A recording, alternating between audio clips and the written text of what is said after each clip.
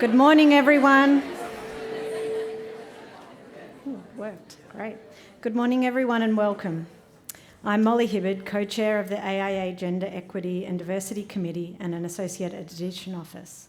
Together with the AIA Victorian chapter and our wonderful working group, Alicia, Lindy, Gumji, I welcome you to the 2026 International Women's Day Breakfast. This year we gather with optimism to consider how we might design our own lives. Today is about more than empowerment as a slogan. It's about agency, culture, and how we actively reshape the environments we work within. It's about shifting perspective and becoming comfortable in our belonging and in our truth.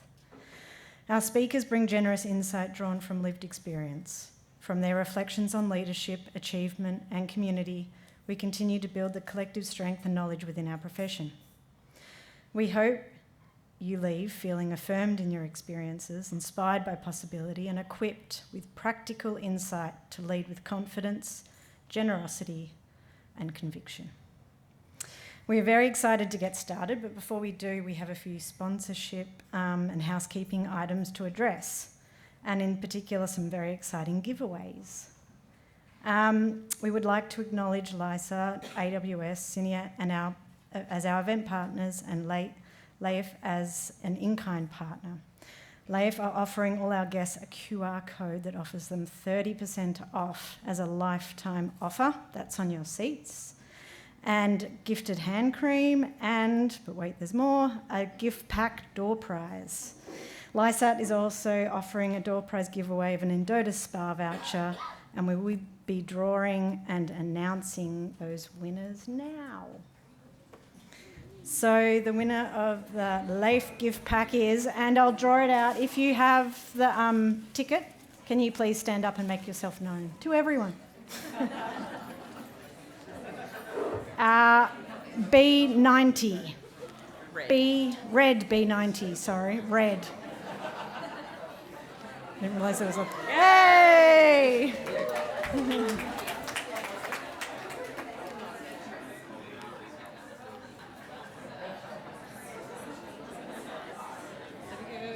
Congratulations. And the winner of the LISAT one, which is an Endota Spa voucher, it is digital, it'll be emailed to you, so please again jump up and let yourself know, is...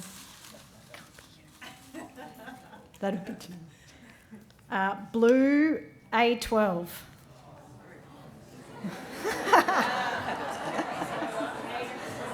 Thank you. Thank you. Congratulations. I'd now like to invite the Victorian Executive Leader of the AIA, Sarah Gaffarini, who will do the acknowledgement of country. After Sarah, we'll be welcomed by the Victorian President of the AIA, Stephanie Bully. Thank you.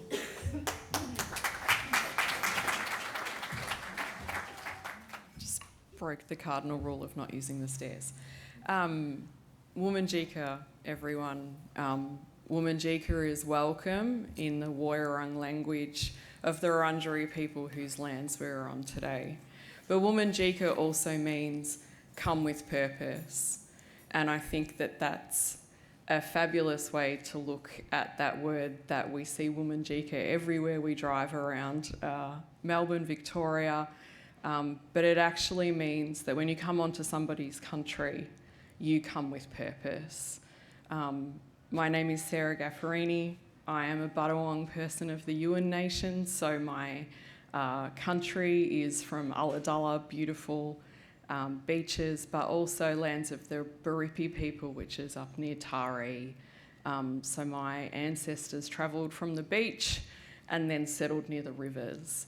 I bought my clapsticks here today just to really share with you something that's really important in Aboriginal culture, which clapsticks are used for songs, they're used for storytelling, and what I love so much about the Institute and architects is that we're all storytellers, and we tell stories in our words today, but also in our buildings, and in how we actually design, good design, and bringing country into our designs through the buildings, how it fits into the landscape as well. So I just wanted to, the main part of this is really just about a rhythm. And so you might hear things that I hear, which I hear from my country, the waves crossing or crushing on the rocks. You might hear the water running. You might hear the leaves rustling. But given you are architects, you might hear a building site. You might hear something that drops that shouldn't. But this is just the really important part, that it's about rhythm and it's about connection. And I'm so happy to be here with you today. Welcome. I would like to acknowledge the Wurundjeri people of the lands on which we are gathered today. I pay my respects to elders past, present and emerging, and to any Aboriginal people here in the room today. But I also thank you for your ancestors and for your role in shaping what is this beautiful town of Naarm and Melbourne and what we know. So welcome, thank you, have a great day.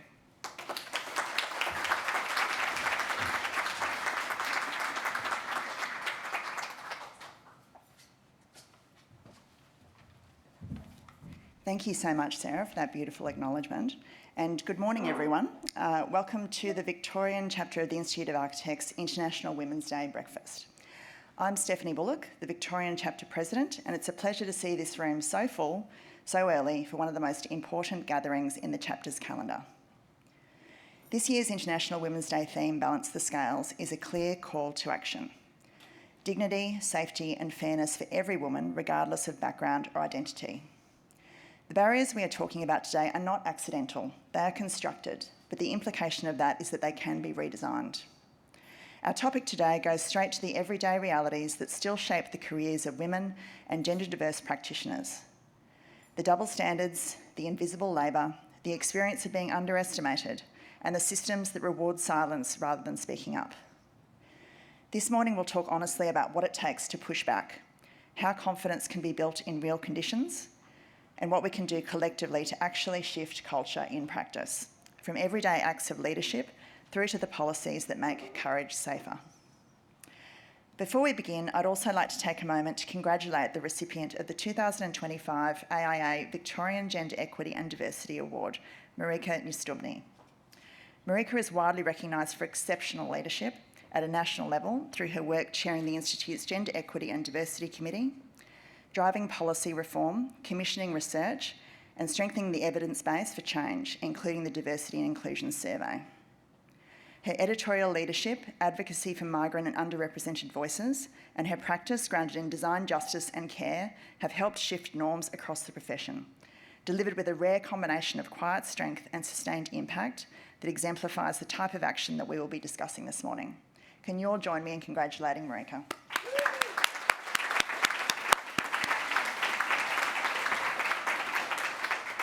Finally, I'd like to thank you for all being here today, but also thank you to our sponsors, Lysart, AWS and Cineat, and in-kind partner Leaf.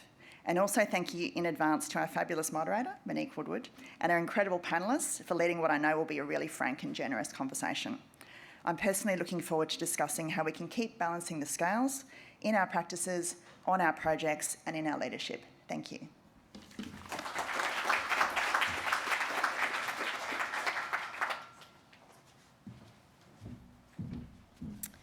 Thanks, Stephanie. I'd like now to introduce one of the sponsors, Lisa Costa, to say a few words.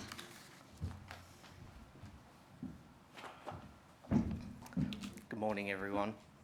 Today we come together to mark the International Women's Day, a day dedicated to recognising the achievements, contributions and resilience of women around the world. It's an opportunity to reflect on the progress we've made toward gender equality and to recommit ourselves to building a more inclusive and equitable society. At Lysart, we take pride in actually fostering a culture built on respect, diversity and opportunity. Our success is driven by our people, And we know that empowering women in our workplace and across our industry leads to stronger teams, better innovation, and more sustainable future. International Women's Day also reminds us that while meaningful progress has been made, there's actually always more to do. It challenges us to continue breaking down barriers, questioning bias, and creating genuine pathways for future generations of women. So today we celebrate the incredible women in our teams, in our industry, and in our lives. And just as importantly, we reaffirm the commitment to being active champions in equity, ensuring our workplace and communities are places where everyone is supported, respected, and able to succeed regardless of gender. Thank you.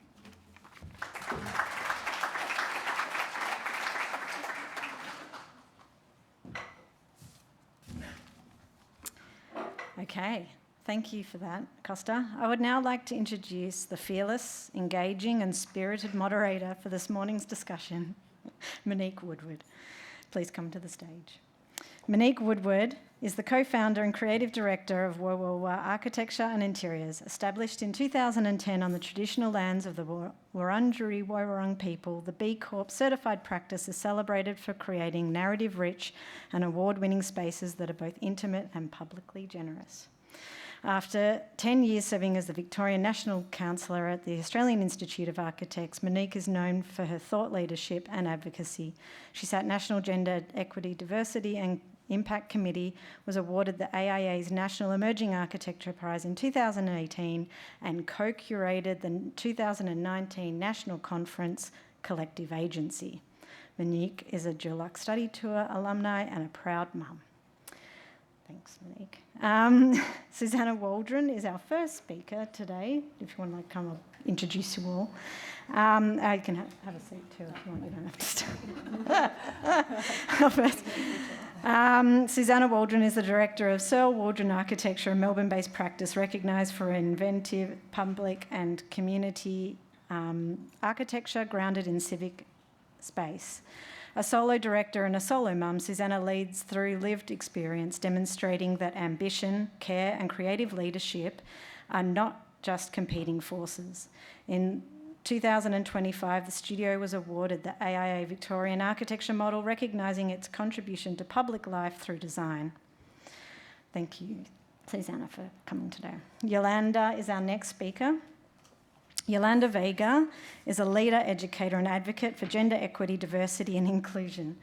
Vega works to disband entrenched power structures, strengthening women's economic foundations, and design fairer and more inclusive workspaces and communities. Yolanda is the founder and former CEO of the Australian Women's Chamber of Commerce Industry and represented Australia at the inaugural APEC Women's Economic Summit, chaired by Hillary Rodham Clinton.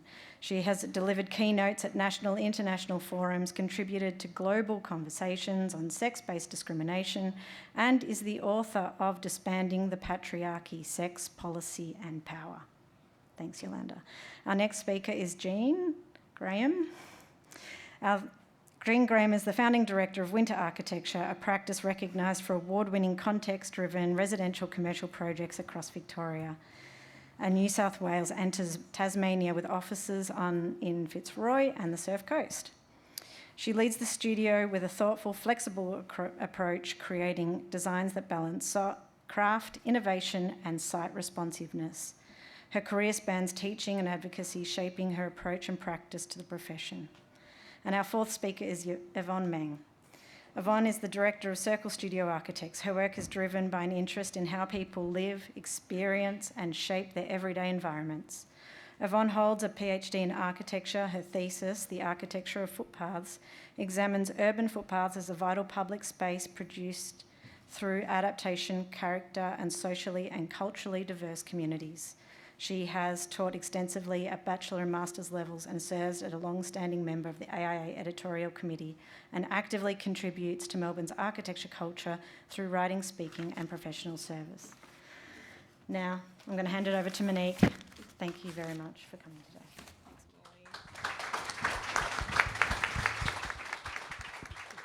today. Thanks, Molly. This is a very cosy stage. I want to start by saying that it always was, always will be Aboriginal land.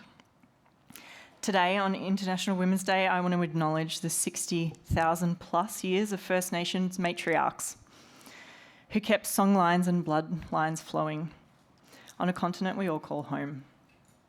And acknowledge my own witchy pagan European ancestors who marvelled at the moon's cyclical powers and whose knowledge we forgot.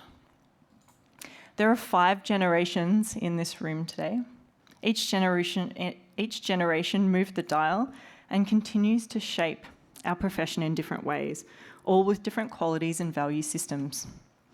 Being on National Council gave me a high-level understanding of the country's architectural ecosystems and pivoted my lens to a national mindset. Having now stepped off National Council and speaking on behalf of myself only, and not the Institute, I want to confirm that VIC is by far the most generous state. And yes, this is recorded. We are open, transparent, and collaborative. And I truly believe that that started and continues to be fueled by the community of humans in this room. Our feminine knowing of collective power broke the mould we were trained at in university. A new modality was established here and is unique to this state.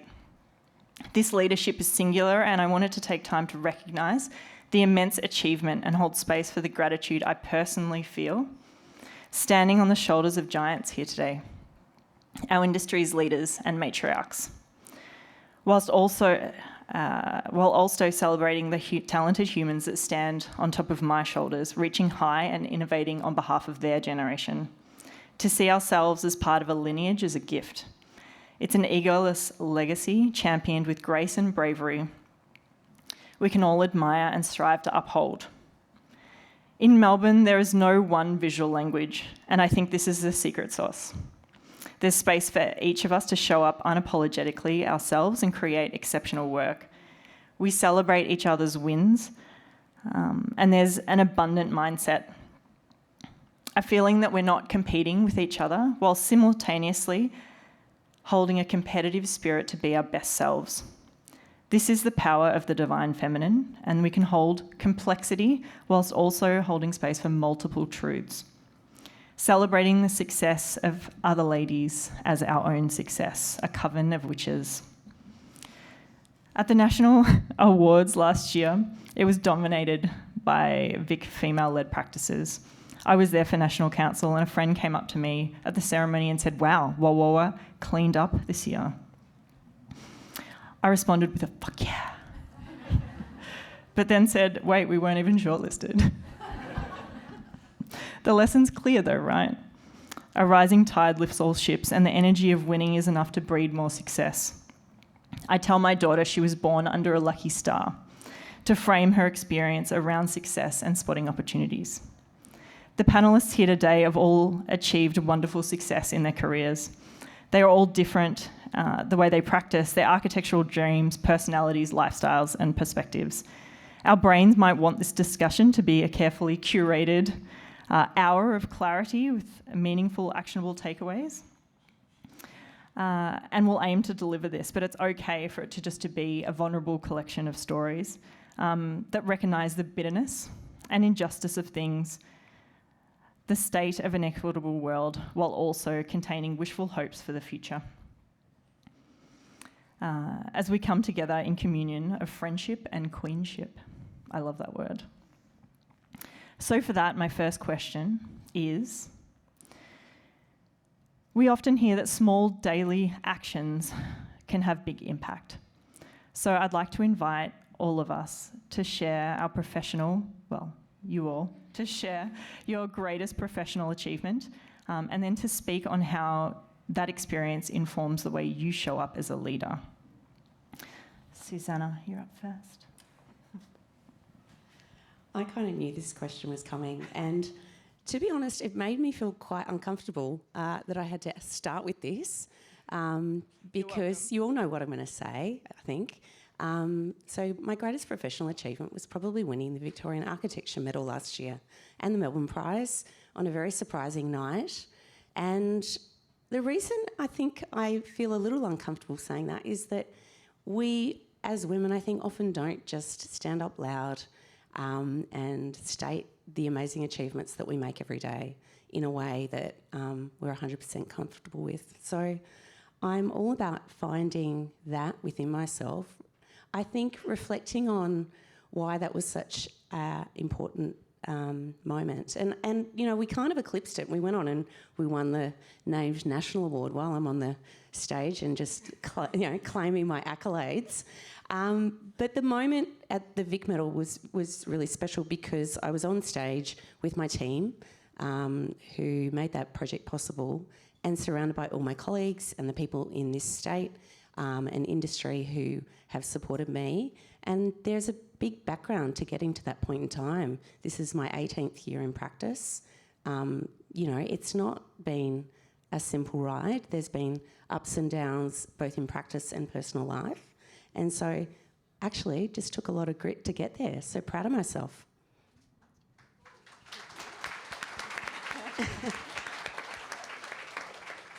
I probably didn't answer the second part of the question, but I'll get there. I think the reason it was nice to be on stage surrounded by my team and to get up there and do that collectively is probably because I talk a lot in my practice, and in some ways I think I can be indecisive, but it's actually about sort of sharing the load of decision making, and I think that collaborative spirit is something that I really want to bring into the way that I lead. It's not about me as an individual deciding what's necessarily 100% the right thing, but it's trying to open up conversations. So I think there's a nice space for that. Thank you, and congrats. I didn't know that about you. So I'm the only one here that's really not an architect. As you've heard, I feel the same as you. It's really, and I blame it on the patriarchy. We've been told to stay small for so many centuries that we don't often have the opportunity to sell ourselves or sell our achievements. And because I've had 7 careers, I have many achievements. So bear with me, because this is the first time I've ever talked about them in public. So my first biggest achievement, which blew my mind, I didn't even realise what I was doing, I got permission from Yoko Ono and Paul McCartney, the only person in the world that obtained permission to add a new verse to a John Lennon song, and that was in Spanish.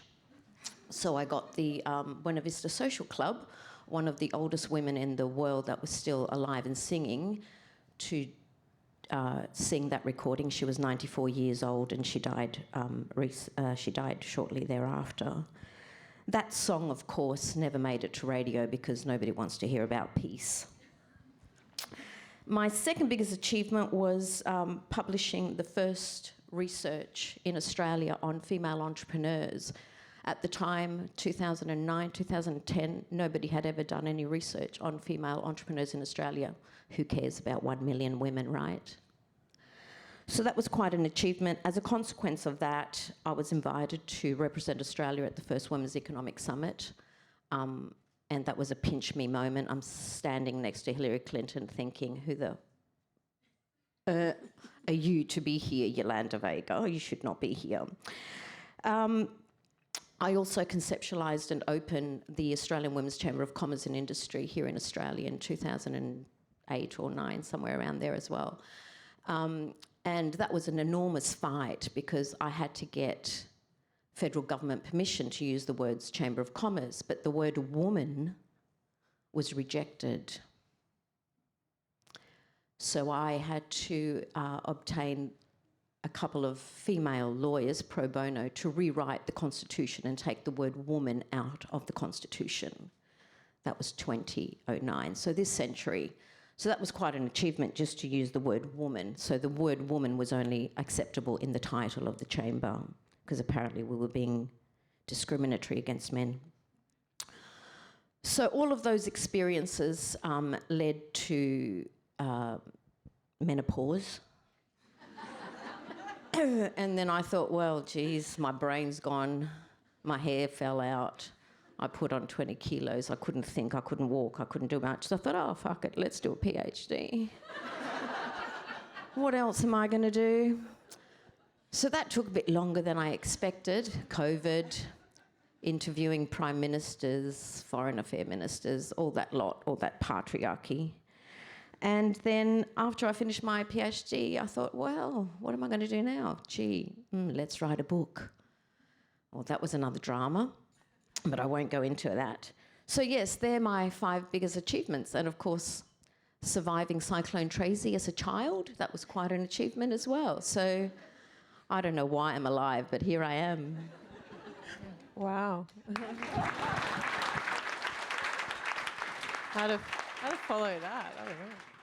I think one of my greatest achievements is actually this sense of community that I've managed to generate around myself. And just talking to some people this morning about teaching and also participating in different groups, architecture groups, because super nerd, obviously, but seeing people in this room who might have taught or been educated alongside with or worked with, and that's really great. Like seeing the people elevate themselves through the practice of architecture has been a big thing to see. So, seeing people being celebrated and awarded, people that I've worked with, like Daya and Claire Ward, who used to work in my studio and now is part of the Imagine team.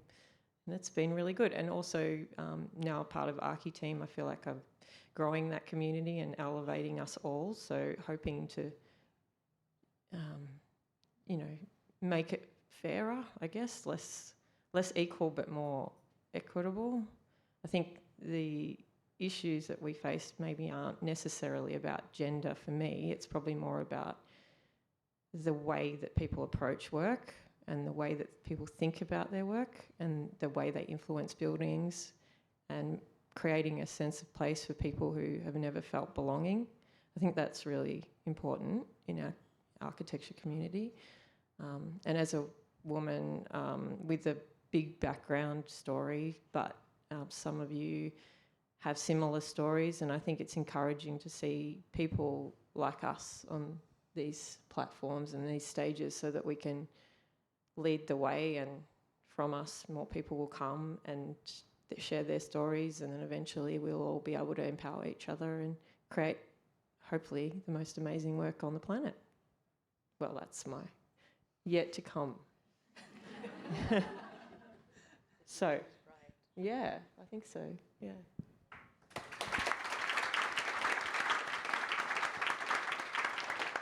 Thanks, guys. That was really great to hear and a little intimidating coming last. But I think my greatest professional achievement was quite intertwined with personal as well.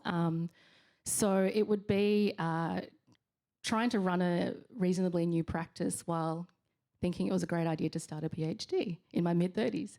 And then navigating about halfway through that quite a few years of infertility and then doing IVF on top of the PhD, and the practice failed many times. So if any of you have gone through IVF, it's an absolute shit show. And if you've done a PhD, it's also an absolute shit show. So combining the two was awesome. But managed to get through it, handed my PhD in, I think, just a few months before I gave birth at 41, and did amendments when I was breastfeeding in this haze of I don't know what I'm doing and who I am. So I think that achievement of somehow managing to get all of that together, absolutely do not recommend, by the way, so please don't take that as something to do. It felt like a very personal sense of achievement there.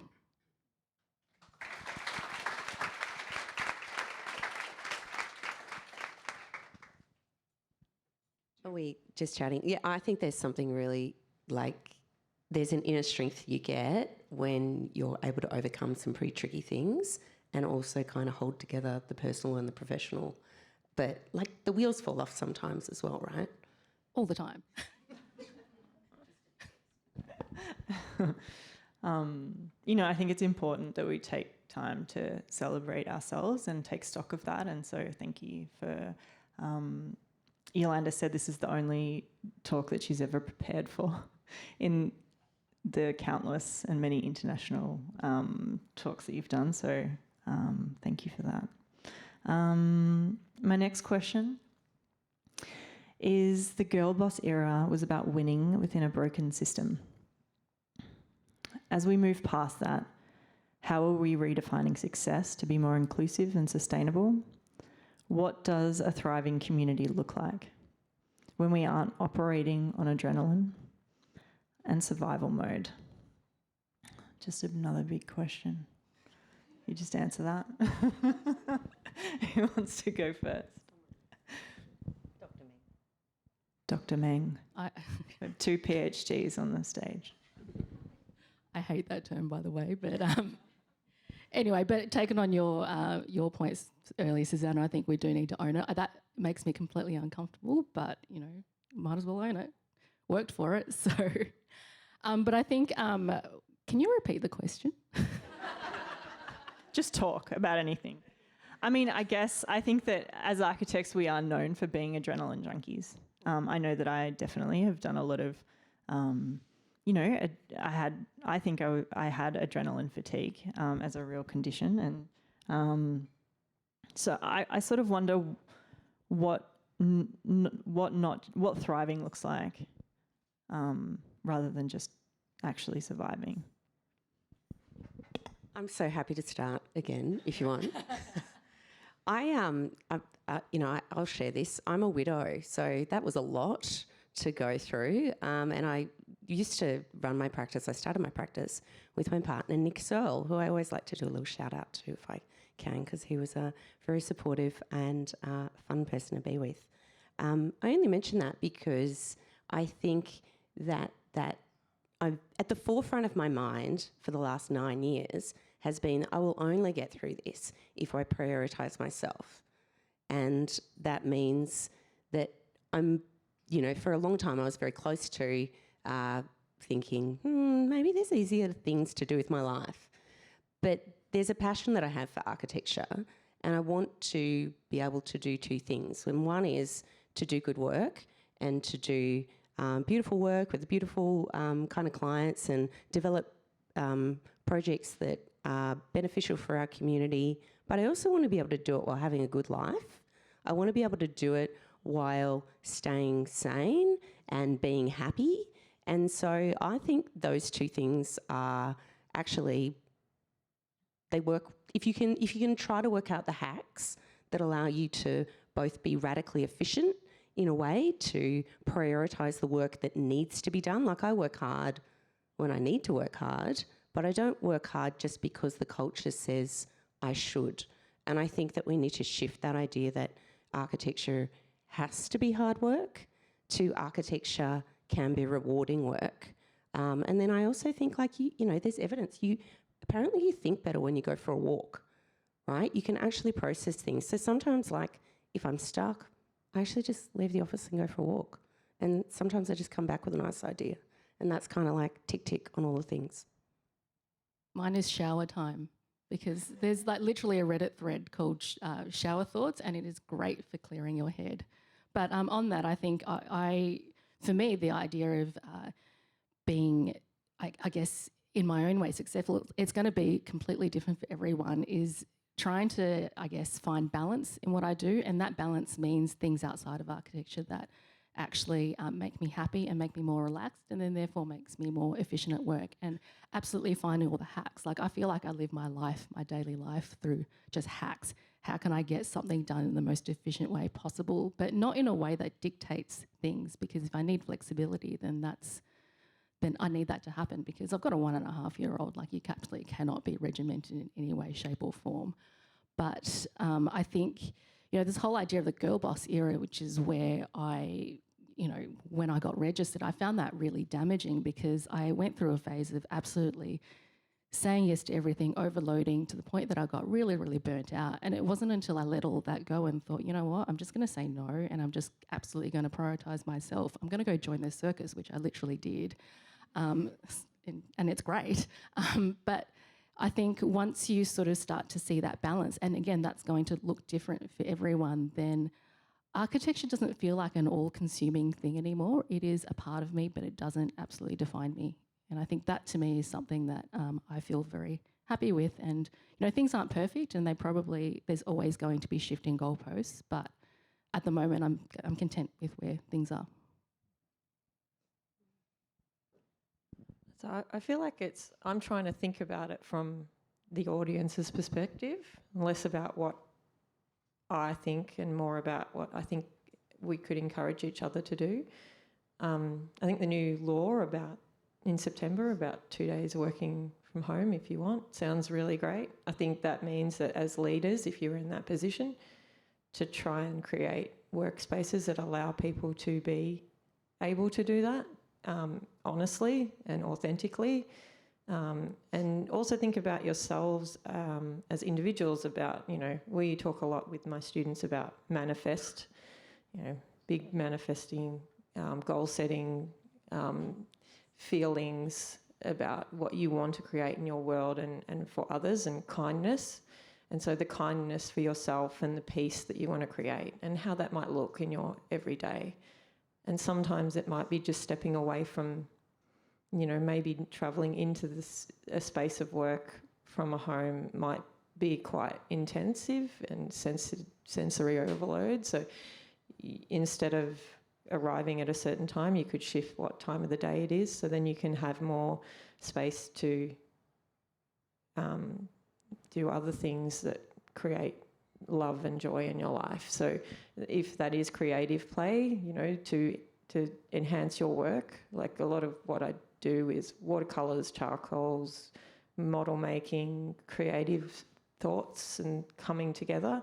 And I think that is really important because it shapes the way we think about space, and that gets us back to that hand making and craft that AI can't take away from us. And that level of thinking is what clients want. They can't do that themselves. They can't think in that way, and that's why we're so special and unique for clients and people.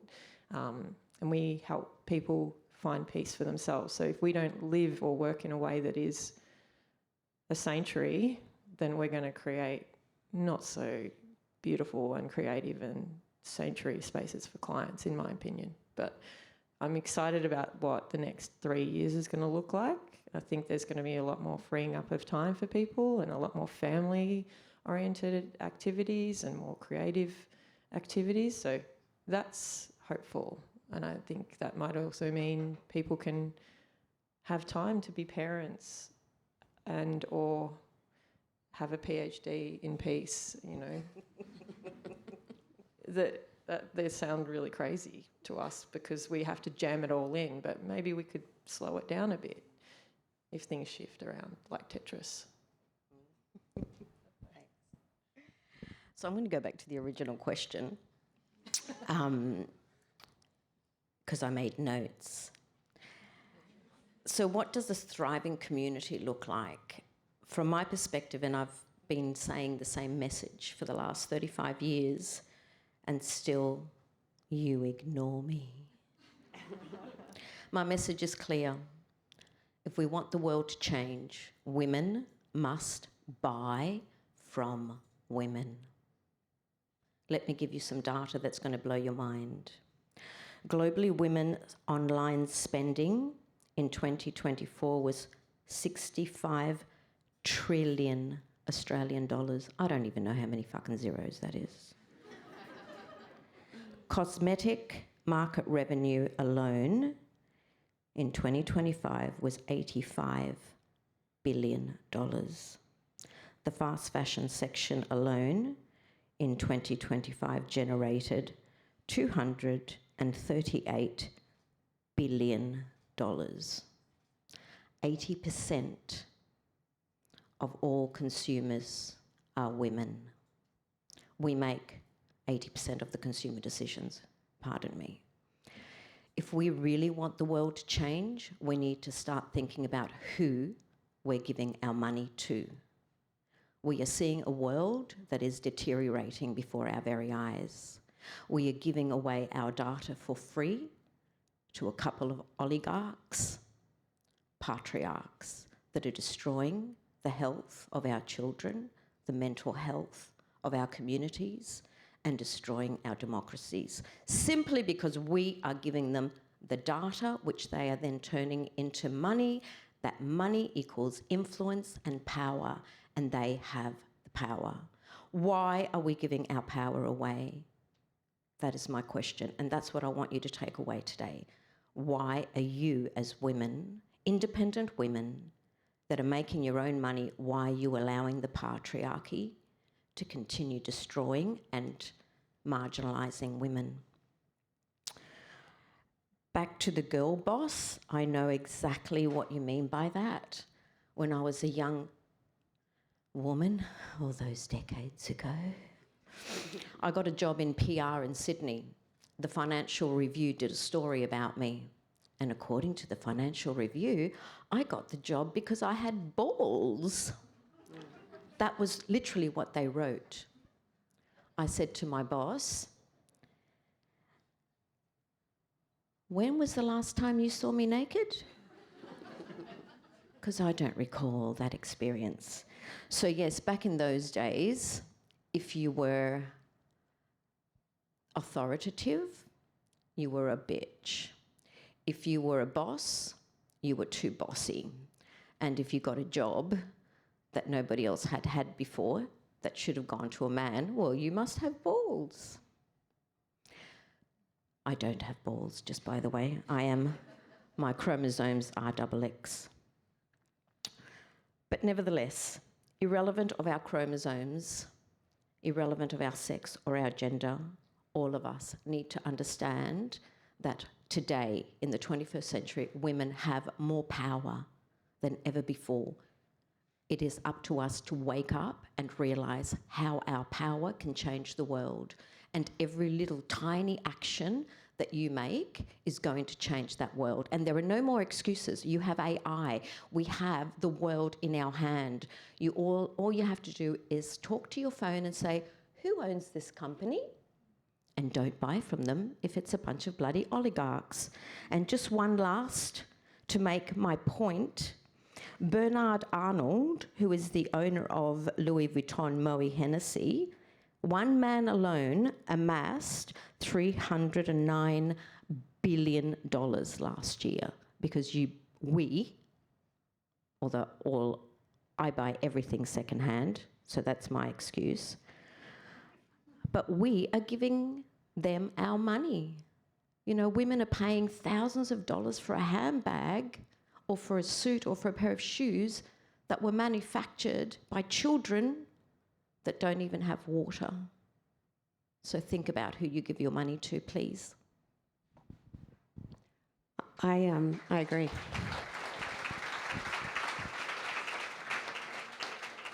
I think we can probably do that. Like I'm thinking about takeaways, and one of the things I've been thinking about recently is just how I quite like working with women, and I don't always love being the only one around a table. And I think even though the world is moving on, that happens quite often. I do think I'm pretty blunt, and I use phrases sometimes that I don't love that I say, but I'll say, "Oh, I'm a bit blunt, I'm a bit too much." But actually, if I had a different gender, I don't think I'd be making those apologies. I don't think they would be asked of me. I think that we have sometimes a different standard. So back to like working with women, one of the things I've been thinking about recently is like when I ask engineers to be on a team or a bid for something that I do, and I get the same CVs back, but it maybe doesn't reflect the diversity that I would like to project for who I want to work with, asking them, "Have you got any women engineers that work in your company? Can we have them on our team?" And if they don't, saying to them, "Why don't you?" Because we're kind of looking to work with people who have the same diversity in their practices that we're trying to build in ours. And so I think that's one small way that we can start to do that. Yeah. It's not small.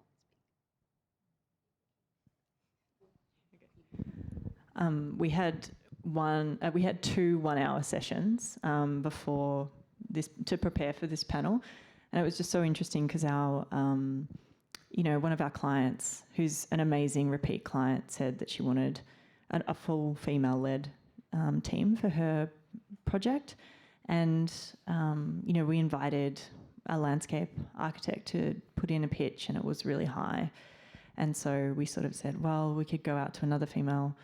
And And then we're like, well, you know, we always work with these other guys, like they're really good, like let's just sort of, you know, go with them. And then, yeah, it was such a beautiful reminder to say, no, actually, that's not in line with with what we should be doing, and you know that we do, as part of our B Corp, aim to use First Nation businesses where we can.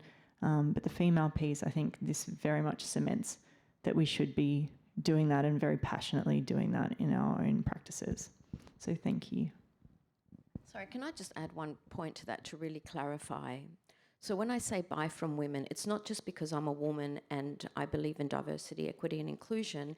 It's because we know from the research that when we invest in women, women invest in their communities. When we invest in men, they go out and buy fast cars.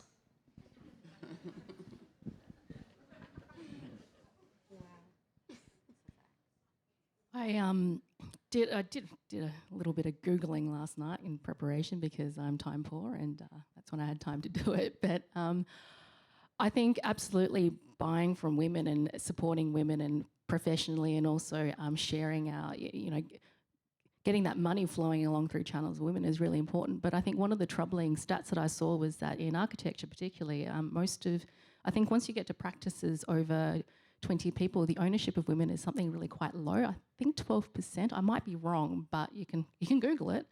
And then ownership of actual practices still very much also skews male.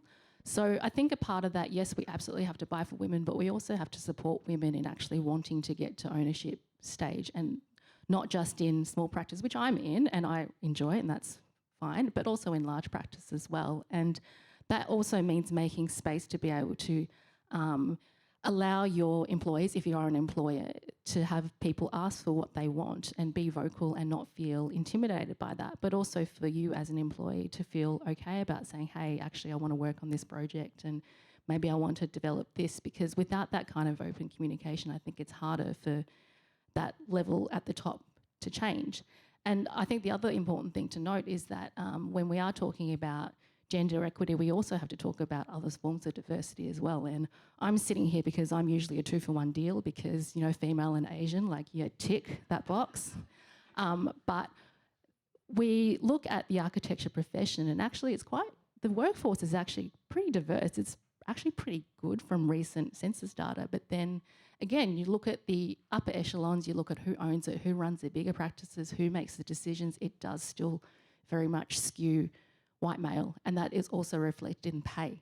So yes, we need to buy from women, but we also need to make sure that we're supporting people coming up the ranks so they can actually get to the point of being bought from. I know that sounds like a weird term, but I think you know what I mean. I think part of that might be about normalising ideas of flexibility within the workforce as well, which we were talking about before. I mean, I'm actually a bit rigid. Like, I don't love to work at night and I don't love to work weekends, and as much as I can, I just kind of like crack on and get it done. But I do want to try to work a 4-day week when I can.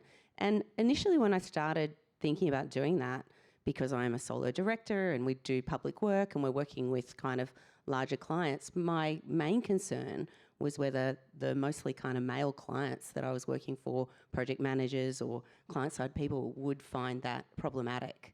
And so I just kind of like put it on my footer one day and then just like sent it out there into the world, like working days, Monday to Thursday. And then nothing happened. And then like a few times people contacted me on a Friday and I was like, oh, by the way, I'm not actually working Fridays at the moment. And like, actually nothing really happened. But I can do that because I'm in charge of my own destiny, I guess.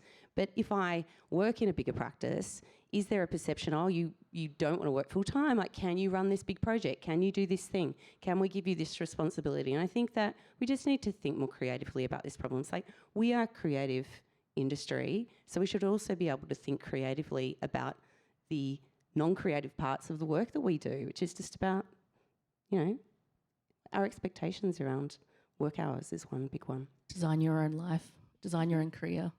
We make the rules so we can define it. And I remember very early on, a colleague of mine, James, he was like, I want to go and live overseas for a bit. And I was like, oh, no. And originally I thought, oh, oh, that's a shame, you know, he'll work overseas. And then it was like, well, why does he have to? Now I've got a 24-hour office. So he just worked for us from Berlin for a year while he was living there. It was fantastic. And I remember thinking, it's all us, it's all in our heads, these barriers. Why are we putting barriers up? Like, why, if I don't want to work on a Monday or a Friday or whatever day it is, then why am I working on those days? What is actually the benefit of that? You know, and that's partly why I set up the office in Fitzroy and then in Torquay. It's my family is in Torquay, but my business is in Fitzroy, and so my world comes together around that space where it needs, like Virginia Woolf's A Room with One's Own. You know, you have a whole space where you can just do it 100%, and you can live 100% somewhere else, or do, you know, sites are all over the place. You don't necessarily need to be where they are. And I love being on site, and I encourage you, if you are a leader or you have the opportunity to grow your team, to invite students or graduates to come to site with you, just so they can see. I think that's a big barrier as well, is this not feeling like the fear or the intimidation of what's on the other side of the site fence. And I think I studied architecture and construction management at Deakin, and I was one of I think there was 3 of us women in the whole 100.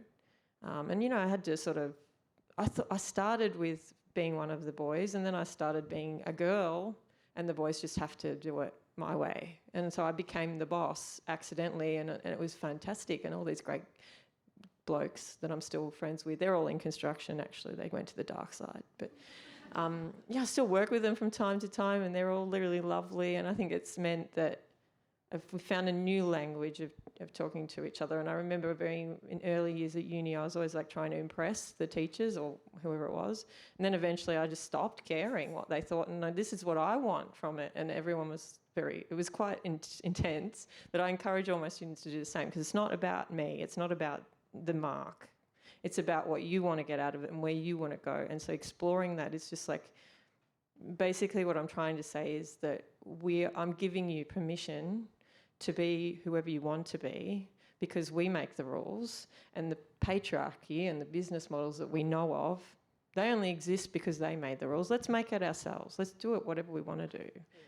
Yeah, and I reckon that's like, if you're a small practice or you work in a big practice, you should be able to write out a way that will work for you. It doesn't matter, exactly. Yeah, it doesn't matter. You know, and I think, because I'm sometimes like, we don't want to, the idea that women are maybe better suited to running a small practice from home because it allows them to have flexibility, I also think is totally bunk.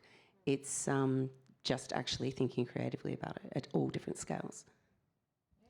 People of both genders, you know, again, depending on the person, but I hear so many male friends who are like, I would love the flexibility to be able to work at home more. So it isn't just a women-men thing. I think being able to redefine what work looks like in this day and age, and I think, to be fair, COVID had a really hard, you know, I would say one of the positive things that came out of it, and a lot of people identify with this as well, is that it gave us the opportunity to become a bit more flexible, to understand what work might look like. That's bridged being physically in the workspace and being able to work around personal life. And I think that's something that everyone can relate to. I also think architects get better with age, you know. It's like we Wine. can go a long way. So pace it out, you know. I mean, that's the truth of it, right? Like, we're not labourers, we're not brickies. Like, we can do this into our 90s if we get there, but we won't get there if we have strokes. So We get RSI though, so, you know. Or AI, you might not even need your hands anymore. Yolanda, I'm curious, with your entrepreneur hat on and background, I'm curious what you think an integrated kind of entrepreneurial spirit in architecture might feel like or look like, or... No idea, but I can give you the data. Love it. To your point, Dr. Meng, we're not seeing more small businesses owned by women because the investors are not investing in women. So the data illustrates that we're actually going backwards in that space as well. So on a global scale, so there's two types of investors: the angel that give, you know, between 50, say for example, 50,000 and 150,000 to a startup to get going, and then once that startup grows, then they can ask for venture capital, which is much bigger to, you know, escalate to a global market, for example. So globally, the data tells us that investors or that women are only getting 2.7% of investor money. That's gone backwards from 3.1 5 years ago. So it's a minute amount. So when I was out there looking for money for the Yoko Ono project, don't ask me why she didn't give me the money. That's a different conversation. I kept getting that reaction, you know, pat on the head. It's not biotechnology. You're not going to give me the 10% return on investment within the next 3 years, so please don't talk to me. And that's part of the issue with female entrepreneurs. We tend to open businesses based on what we love, not on what we're going to be making big bucks from, right? Again, because we have families, because we have to be the carers of the children, of the grandparents, of the parents, we have to be chefs, we have to be taxi drivers, etc., etc. So the fact that women don't, in general, start up businesses that can provide that 10% return on investment within a short period of time prevents female entrepreneurs from obtaining capital from both angel and venture capitalists. That's so depressing. I cry every day. Seriously. I'm curious, actually, asking questions, but why did you start your own practice?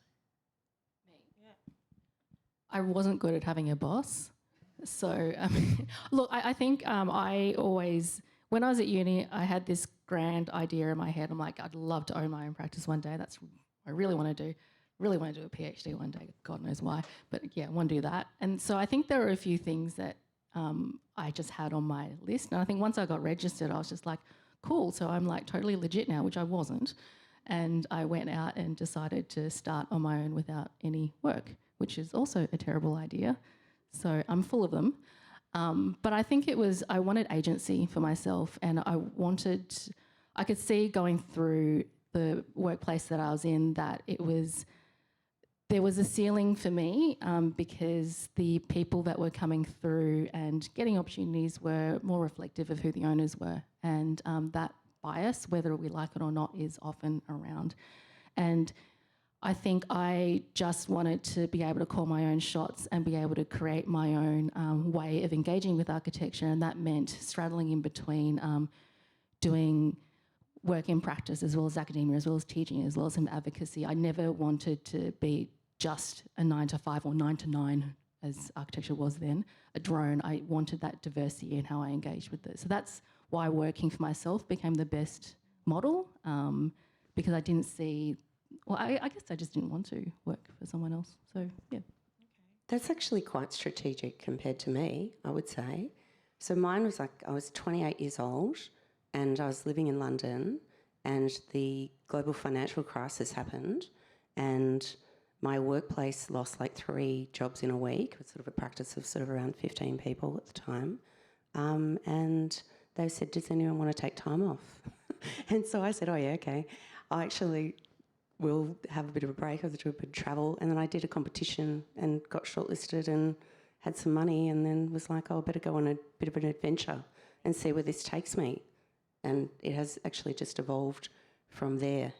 But I think that the idea that you can create your own future, like I had a female boss in that practice, and I think I hadn't had one prior to working there. So it was 3 directors, but Sadie Morgan, this is Jarek Marsh-Morgan, and she's amazing. And I think that it was the first time where I could see, like, you know, what's the phrase where they say, you can't be what you can't see? And so I quite like that idea that you know, what we're doing even now, like there's more and more, there's such an amazing group of women architects, particularly in our generation in Melbourne. Quite a few of them sitting in the room here. I can see them and eyeball them right now. And like, you know, last year when I was at the National Awards, I'm going to shout out to Mel and Claire and I, who are all sitting in a row next to each other. What an amazing night was that, all three of us picking up some stuff. And it is really important, I think, that women can see a way to set up a business and for it to be successful, and the diversity of different types of work and roles they could play in the architecture industry as well. From a general big perspective, so when this is old data, so we're going back 15 years, but I'm sure not much has changed. So when I did that research on female entrepreneurs in Australia, we had about 3,000 women participate. And one of the findings, which I thought was quite shocking, was the fact that when women have their second child, they can no longer afford childcare. So they drop out of the workforce and start their own businesses. We used to call them corporate refugees, because what happened then, instead of big corporations that had literally helped them get to that middle management level, there was this massive brain drain. And so I would go to these corporations when I was an advocate and say, why are you not including these women in your supply chains? You've got this brain drain going on. They've been with you for 5, 10, 20 years, some of them, and you're letting them go, which is insane from a business model perspective. You want to keep that information. You want to keep those trained, because it's going to cost you so much more money to retrain. So why don't you include them in your supply chain? And I can tell you, most of the white, male, pale, stale blokes that I spoke to, they looked at me like, what? Women in the supply chain? Like, seriously, I was just so dumbfounded. I make a joke of it because otherwise I'd cry. It was just so extraordinary to see these hundreds of thousands of women being lost, right? And then they would ring me, they would join the chamber, and I remember this one woman, she was calling me from WA, she was a lawyer, and she was crying. She's like, I can't do this anymore. The bank won't even give me money. And I said, what's that noise? She goes, oh, it's my baby, I'm breastfeeding. So that gives you a clear picture of what's really going on. So women are leaving the corporate environment because they can't afford childcare. Our government is still talking about childcare and putting bandages on there. And just by the way, the reason why we as an OECD country do not have childcare is because back in the 80s, when the Sexual Discrimination Act was formed, thanks to the fact that we had signed an international law, CEDAW, international contract as I call them. So we signed CEDAW, we ratified CEDAW, meaning we implemented that international law as local law, but Bob Hawke said, yeah, you can do that, Susan Ryan, bless her cotton socks, she's gone now, but he said, yes, Susan, you can, start up that girl's stuff, but exclude the childcare, it's too expensive. So imagine if back in 1984, 85, Susan Ryan had not been the only woman in cabinet, and she had had more women saying, no, childcare is really important and here's the business case for it, our world today would be very different. But unfortunately, childcare is still one of the most expensive in the world in Australia, and the great majority of women cannot afford because they're actually expending more than they're earning. Hence, they start up their small business. Many of them don't pay themselves superannuation, so then we have that continuous issue of the female face is the face of poverty. I see. I went through uni with women, obviously, and then now I'm seeing that they're just not. They can't. They don't want to either because they've got other priorities, and it's sometimes men too. Like, same-sex marriages means they're primary carer for their children. They can't pick them up at 3 or drop them off. It's not fair. And they're also like, well, I don't want to compromise. I don't want to be 80 and thinking I suffered because of it. And so there's this like compromise. There's this lack of compassion and empathy in business towards life. European culture where you have a siesta and you come together for food. We don't do that anymore. It's very like come into the city, go back to the nuclear family. It's not like that. Life is different. People are diverse. People don't have grandparents. And the other thing about childcare, and I'm really feeling that now because my husband says he's feminist, but, the reality is he's not, because he's culturally been trained not to be. He's a man. And so he doesn't have that innate sense of empathy, or he doesn't hear my child crying at 1 a.m. last night because she's got a fever. He doesn't acknowledge it because he's tired, And I'm like, well, yeah, we're all tired. But someone's got to pick so he had to put a phone alarm on so he can remember to drop her in today and pick her up tonight. And it's just like these little micro chips that chip away at my soul. So basically, this line, this is the line. Men start there. No, I'm sorry, guys. I know this is horrible to hear because you're here, but I love you because you are the change that we're going to see. This next 50 years, you're in charge, right? You're going to help us. We're going to make it right.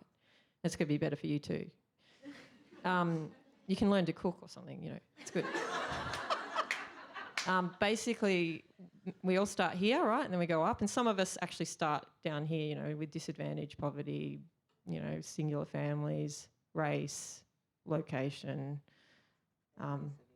ethnicity, keep going down, right? And I came through uni pretty much down there, right? And then I started with everyone else. I don't know how I even got in. I didn't know you could get into uni because I was in a regional Gippsland and uni wasn't an option, basically.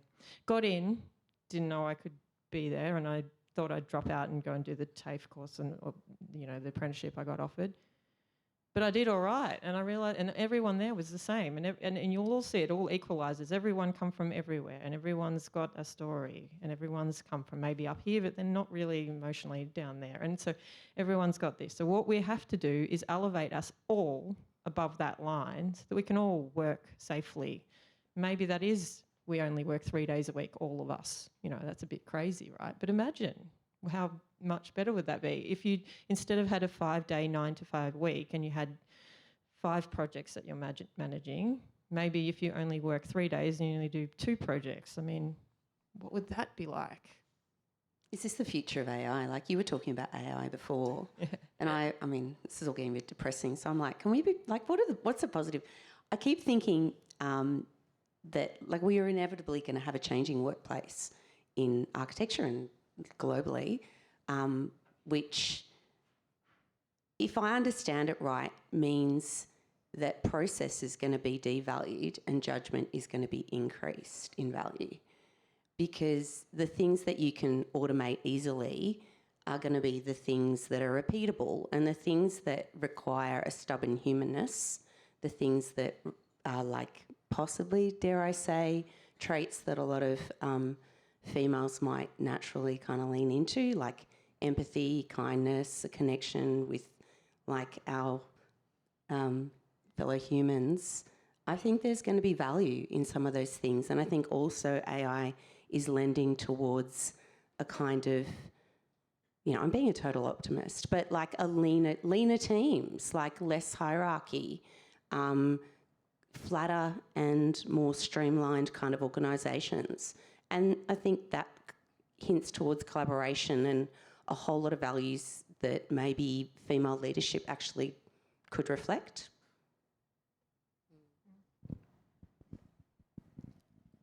Thank you for bringing us back to the positive. I often get too deep in the data and cry.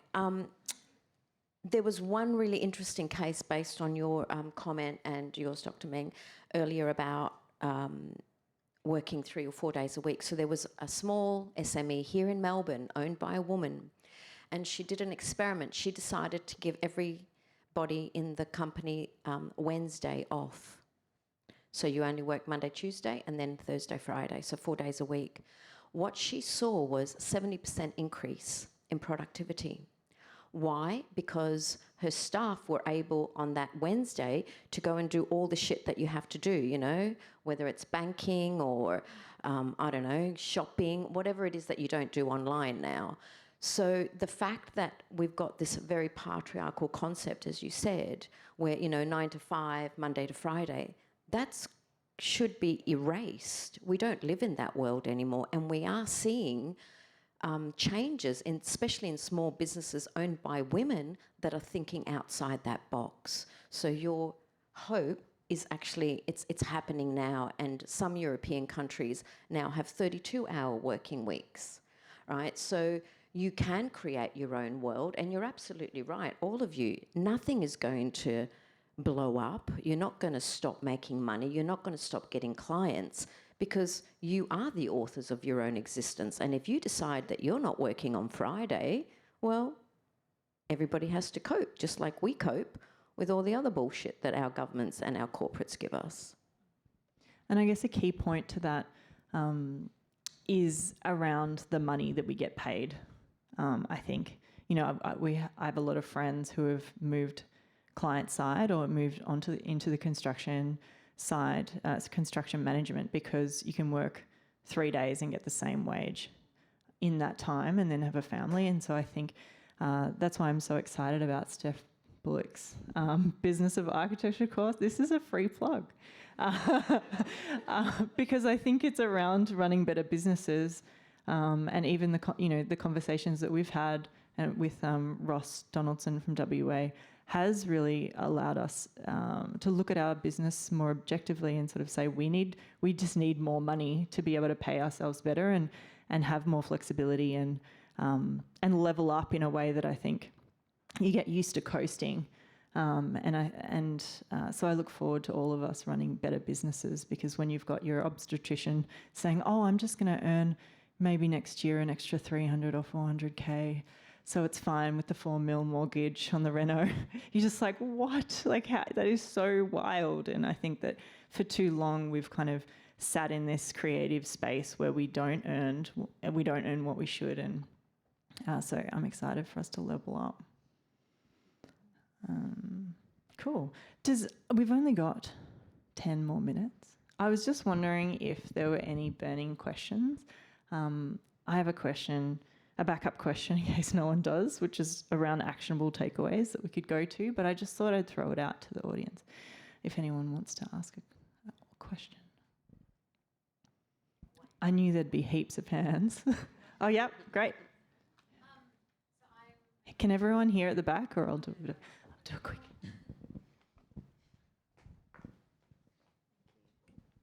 Hi, everyone. Oh, it's loud. As a grad, so I will be sitting my exam soon, I would love to hear any advice that you have for someone who is coming into the industry and quite young in my career as well. So any advice you have for the young women and the future of the industry.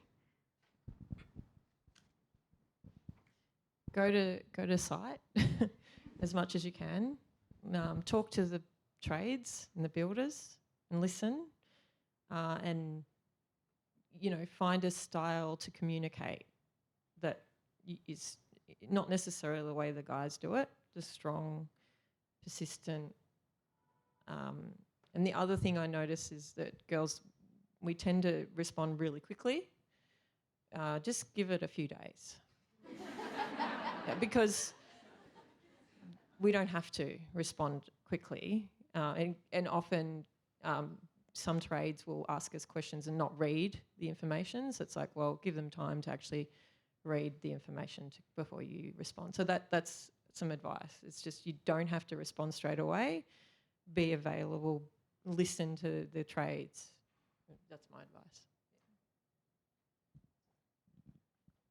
Ask for things. I think that would be, I wish I'd asked for more as a grad, not necessarily in terms of pay, but if there's opportunity that you see that you want to be a part of, I don't think it's bad to put up your hand and say, actually, I want to have a crack, because no one's going to, like, you know what you want most of all yourself. No one can read your mind. So if you've got a burning desire to do something, I think it's really important to be able to voice that, and hopefully someone will come and give you that opportunity.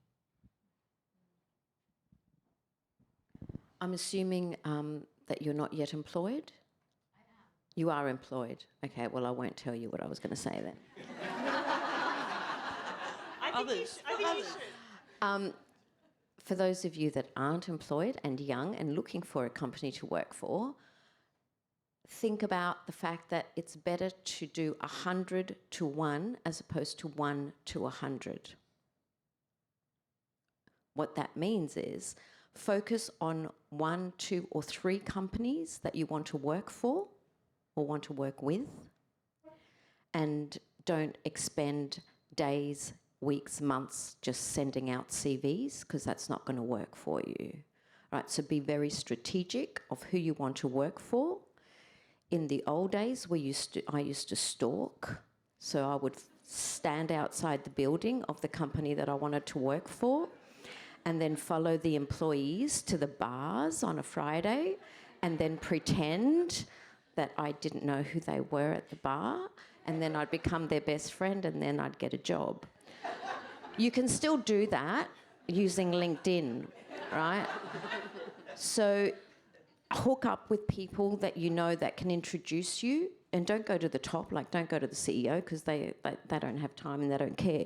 Go to middle management or the people at the bottom, hook up with them on LinkedIn, and then you can start that trust relationship, and then you can get information. Because what we do know overall, only about 3% of jobs are actually advertised.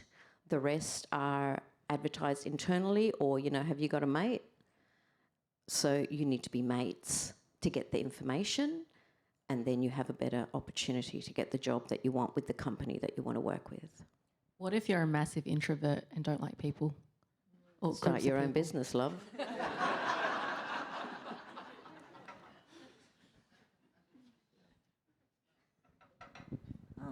And I guess come to events like this, right? It's important to be a participant. Do we have another question? One more. Or I could pick someone out of the audience. Not a crit, Mon. Yeah. Come on down. Well, in a way, thank you so much for the question, because I feel like that was a really good question. So there's question 3. Yeah, so this is the most controversial question, but I think we have time for it.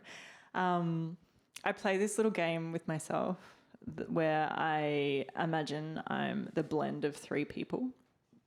I think it's kind of important to articulate to ourselves who we are, and then to be able to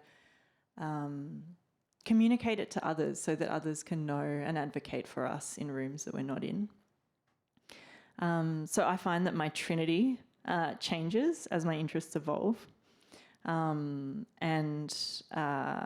my question really is, it's really a question around who is currently inspiring you, essentially. And for me, it is a collection of 3, but feel free to just say one person, either within the industry or outside. I can go. All of mine are not within the industry, because again, there's a great world out there. It's very interesting. But I had a good think about this, and I thought of the 3 women who I find really, or have found really inspiring.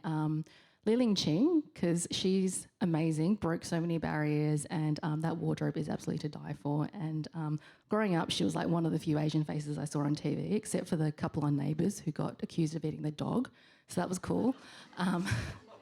So absolutely Li-Ling Ching. The second one is Alice Pung, who's a writer, Australian-Cambodian author, who, when I read her work, it was the first time that I saw my experiences reflected back at me. So in terms of, I guess, growing my own identity as a person, and then, of course, that filters onto professional life, she was really instrumental.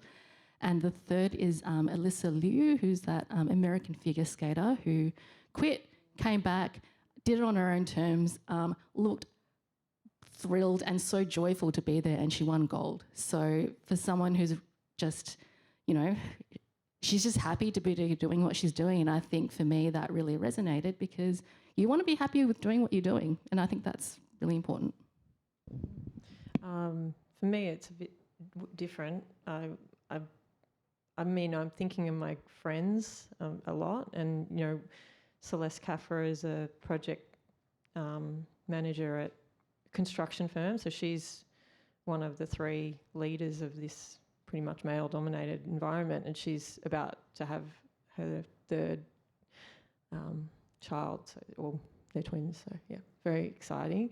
But basically, she's got 4 children under 5, and she's leading a construction company. You know, that's pretty incredible.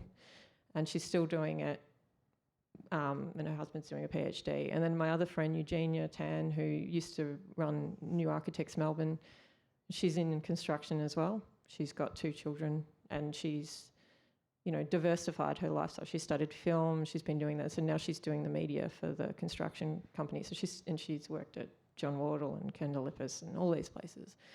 And then another one is really inspiring in terms of who I'd, you know, really admire in the world is Jane Goodall, and her work in, you know, advocating for those who can't speak for themselves, obviously.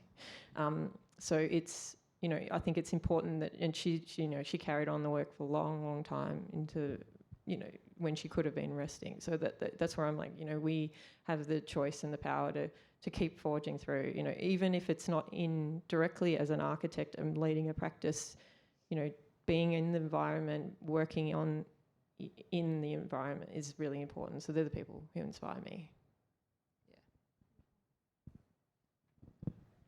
I don't have 3 women, I have 3 cohorts.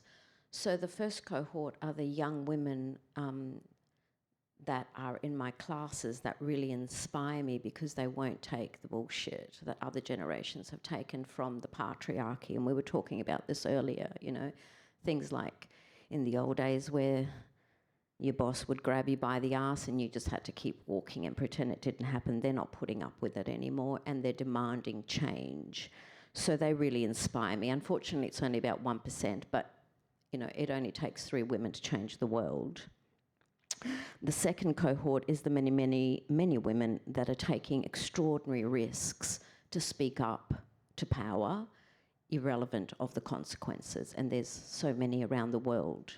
But, you know, if we look at what's been in the media in the last decade, the women that started the Me Too movement, the women that started the Free the Nipple movement to ensure that women were allowed to breastfeed in public, the women that started the Delhi Braveheart in India to stop gang rapes. There's so many movements going on. They are really, really inspiring. And the third cohort is my colleagues in academia who continue to research and confirm our reality, and that research then gets translated into policy, legislation and laws that are changing our world for the better. Well, that just sounds so serious and insightful. And I was just going to go with some pop culture stuff. Oh my God. So lately I've just been leaning into like reading, listening, you know, watching kind of women. And so I've been reading the Jacinda Ardern autobiography, which is a different kind of power. I really like that idea about somebody who gets into a position of leadership and doesn't feel compelled to have to change who they are in order to be a successful leader. So I'm still working out what that is, but that is quite aspirational, I think. I've got another Winter Olympics one. That's good. Eileen Gu, she's the American-Chinese aerial ski, all the things. But like the way she just responded to some questions from the media that were essentially about trying to put her into a smaller place, and she actually responded in a way that I thought was really brave, and she spoke about her risk-taking, and I think also she talked about neuroplasticity, and you know, we have this amazing ability to change the way we think, which can change who we are. Might have got that right, I might have got that wrong, but you know, I think that's a really powerful thing as well. If you feel stuck and you feel like there's a version of you that doesn't kind of quite align with who you want to be, you have the power to reframe the conversation around yourself or think through things in a different way. And then I always like my third one I had sort of was a bit stuck. I wanted to say Lily Allen because I've been listening to that album on repeat a lot, not because I've had a David Harbour experience, but I do like her bravery for just being out there, not being ashamed about speaking about the things that are actually happening in your life.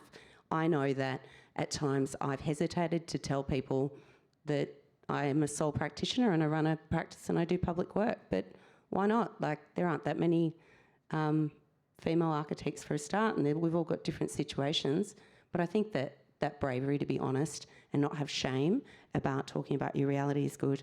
But then I also, more seriously, I thought actually Hannah Fry, who I've been following the Instagram page of recently, she's a scientist, she's a really good communicator, and she speaks facts. And I think that as women, we should bring empathy and fact-telling to this world. The world needs more of us doing that. Amazing.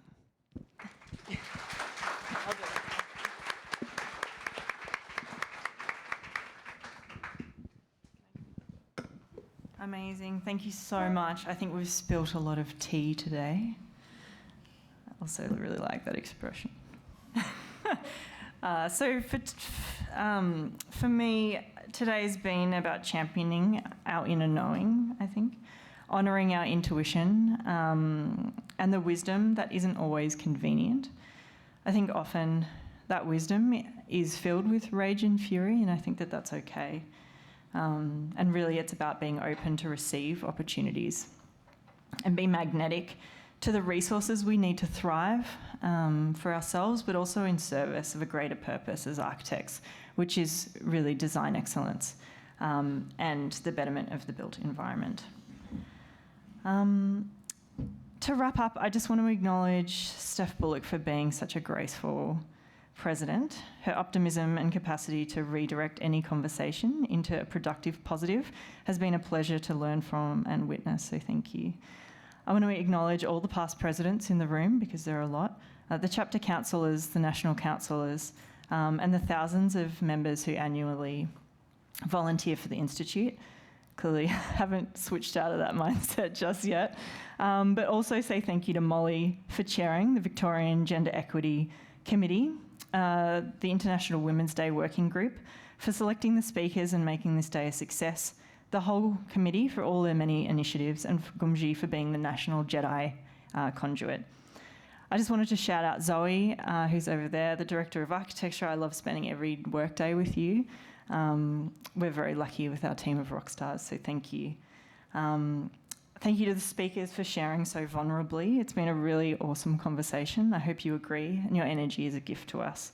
Lastly, thanks to the sponsors and all the Institute team. Grateful as always. Thank you.